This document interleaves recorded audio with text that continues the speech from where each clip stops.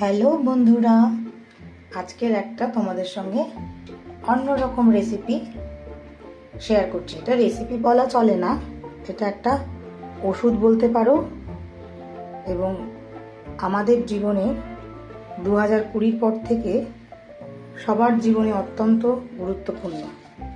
এটা হচ্ছে কাড়া। কাড়া বানানোর জন্য আমি নিয়ে নিয়েছি তুলসী পাতা, আদা, তেজপাতা, এলাচ, দারচিনি, লবঙ্গ, গোলমরিচ আর মিছরি, আর অল্প দেব বিট নুন। সবারই মোটামুটি আজকাল একটু জ্বর, সর্দি, কাশি হচ্ছে, তো এটার জন্য খুবই উপকার।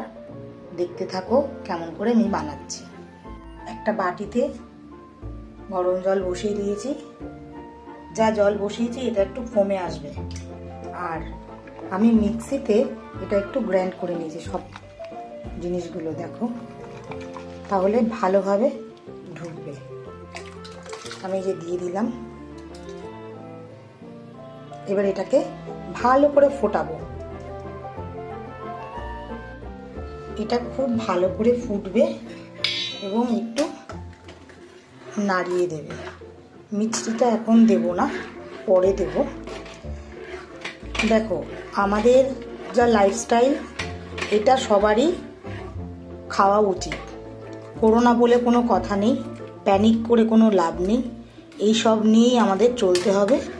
আমাদের কিভাবে সুস্থ থাকবো আমরা সেটা চেষ্টা করব। তো এটা কিন্তু খুব ইম্পর্টেন্ট একটা মেডিসিনই বলতে পারো। এই দেখো ফুটে উঠেছে।